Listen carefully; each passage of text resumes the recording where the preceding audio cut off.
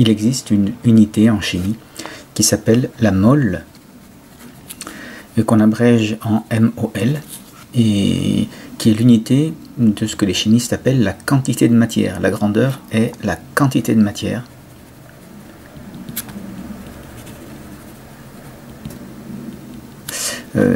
L'abréviation c'est un N minuscule, la notation c'est un N minuscule. Alors c'est une grandeur qui n'est pas courante.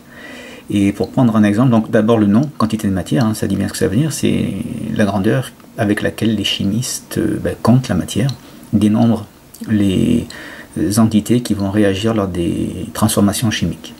Prenons un exemple, supposons que l'on fasse réagir un clou en fer, supposons qu'il soit constitué uniquement de fer, et on veut dénombrer combien il y a à l'intérieur de ce clou d'entités microscopiques, d'atomes de fer donc. Donc là c'est le clou, supposons que la masse du clou soit d'environ 5,0 grammes et on cherche à connaître le nombre d'atomes de fer à l'intérieur. Alors il y a un moyen qui est simple, c'est de calculer tout d'abord la masse d'un atome de fer, parce que si on connaît la masse du clou total et la masse d'un atome, le rapport donnera le nombre d'atomes. Donc la masse d'un atome, qu'est-ce que c'est? Alors si on prend l'isotope du fer le plus courant, c'est-à-dire le fer 56, le numéro atomique c'est 26, il aura aussi, comme il est neutre, comme tout atome est neutre, l'atome de fer, alors c'est Fe, c'est pas F, pardon. Et donc comme tout atome est neutre, l'atome de fer aura 26 électrons. Autrement dit, la masse d'un atome de fer microscopique, hein, MFE, ce sera, il y a 26 protons, 26 fois la masse d'un proton, plus 30 fois la masse d'un neutron, plus 26 fois la masse d'un électron. Ainsi, alors d'abord, il y a des simplifications possibles. Tout d'abord, la masse d'un électron, elle est en gros 2000 fois plus petite que la masse d'un neutron ou d'un proton. Autrement dit, cette partie-là, on peut, en première approximation, et souvent, on néglige la masse des électrons par rapport à la masse du noyau. Ensuite, les nucléons, on peut considérer qu'ils ont quasiment la même masse, et en fait, à deux chiffres significatifs, ils ont la même masse, c'est 1,7 fois 10 puissance moins 27 kg.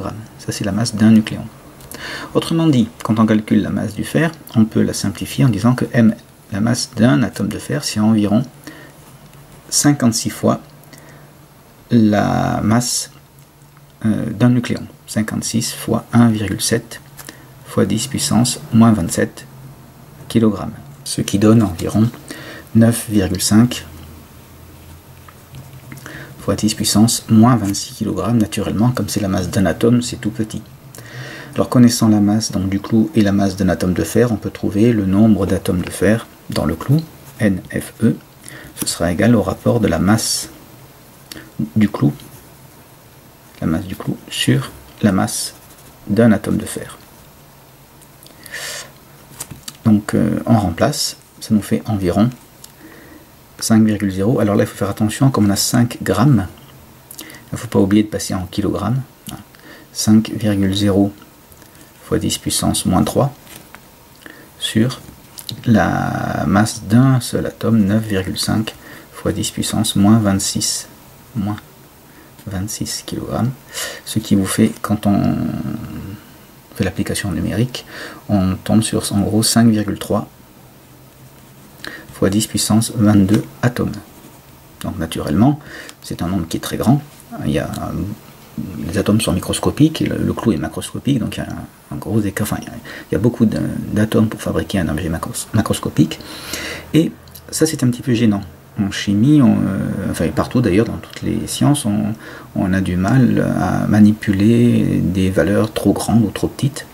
Et dans ce cas-là, c'est trop grande. Et donc, au lieu de compter, et c'est là qu'on en vient à la quantité de matière, au lieu de compter atome par atome tous les atomes dans le clou ou dans n'importe quelle espèce, dans n'importe quel échantillon, donc au lieu de compter atome par atome, on ne s'arrête pas à ce niveau-là, on va les regrouper, ces atomes, ou ces entités microscopiques, on les regroupe par gros paquets, par des paquets qui contiennent un grand nombre de ces entités. Alors cette manière de compter par paquet, on la trouve couramment avec les œufs, puisqu'on utilise des douzaines d'œufs. On rassemble les œufs par 12, donc on compte par douzaine. Ben ici, en chimie, on va compter pas par 12, parce que si on divise par 12, là le nombre va rester immense. Il faut diviser par un nombre beaucoup plus grand. Et ce nombre, qui porte un nom, on va voir, c'est ce gros paquet, on l'appelle une mole. Alors une mole contient,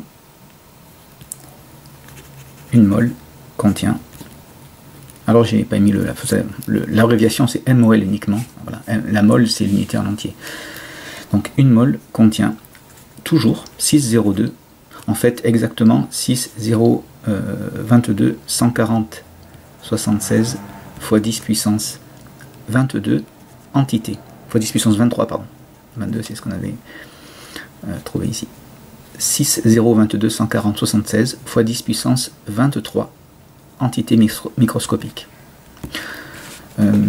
Alors c'est un nombre qui est très grand et il porte un nom, comme je disais tout à l'heure, on l'appelle la constante d'Avogadro, le nombre d'Avogadro, et Na, le nombre d'Avogadro, donc environ égal à 6,02 fois 10 puissance 23, et ce sont les entités par mol, c'est le nombre d'atomes, de molécules, d'ions par mol, donc ça a une unité, c'est le par mol, autrement dit mol moins 1.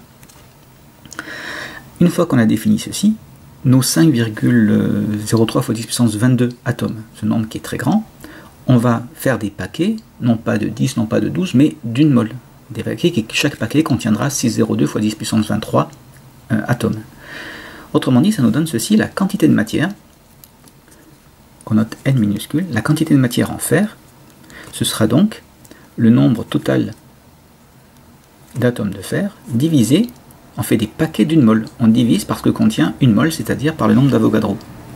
Et donc si on remplace ici, dans cet exemple, ça nous fait du 5,3 fois 10 puissance 22 sur 6,02, je prends la valeur approchée, fois 10 puissance 23 par mol, et l'application numérique donne environ 0,088, alors l'unité cette fois-ci, MOL, la mole, c'est-à-dire 8,8 fois 10 puissance moins 2 mol, avec la notation scientifique.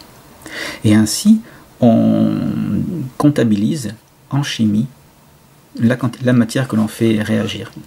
On prend maintenant, ça fonctionne aussi de la même manière pour une molécule. Par exemple, si on suppose qu'on travaille avec un nombre total de molécules de dioxygène, on peut reprendre le même raisonnement que le fer avec un gaz dioxygène, donc on donnerait la masse, on divise par la masse d'une molécule de dioxygène, qu'on calcule de la même manière, et on trouverait donc, par exemple, le nombre de molécules, au hasard, 1,2 fois 10 puissance 22 molécules. Les chimistes ne travaillent pas avec ces quantités-là, ils vont passer en mol. Ils vont calculer la quantité de matière, en fait, NO2, la quantité de matière en dioxygène correspondant à ce nombre de molécules dioxygène, eh bien ce sera pareil, on fait des paquets, comme on a fait tout à l'heure, de une mol. Donc on divise la quantité de matière, on divise, pardon, le nombre total d'entités microscopiques, le nombre total de molécules ici, par le nombre d'Avogadro. Donc environ 1,2 fois 10 puissance 22 molécules divisé par 6,02 fois 10 puissance 23. Et donc dans ce cas-là, le rapport était, bon, j'ai pris à dessin quelque chose d'assez simple, donc 2,0 fois 10 puissance moins 2 mol.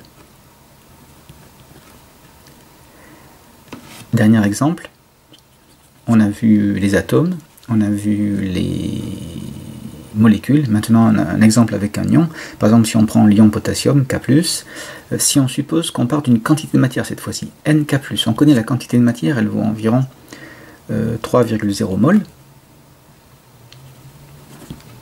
Là aussi, je prends une valeur simple. Quel est le nombre d'ions K+, contenu dans cette quantité de matière? Et bien dans ce cas-là, on sait qu'une mol contient un nombre d'entités égal au nombre d'Avogadro, donc 3,0 mol nous donnera que NK+, ce sera le nombre de mol, la quantité de matière, multiplié par le nombre d'Avogadro. Na, c'est ce que contient une mol, le nombre de mol fois ce que contient une mol, ça donne le nombre total d'entités. Donc ici, environ 3,0 fois 6,02 fois 10 puissance 23, et on trouve donc 3 fois 6, 18, 1,8 fois 10 puissance 24 ions cette fois-ci, ce sont des ions.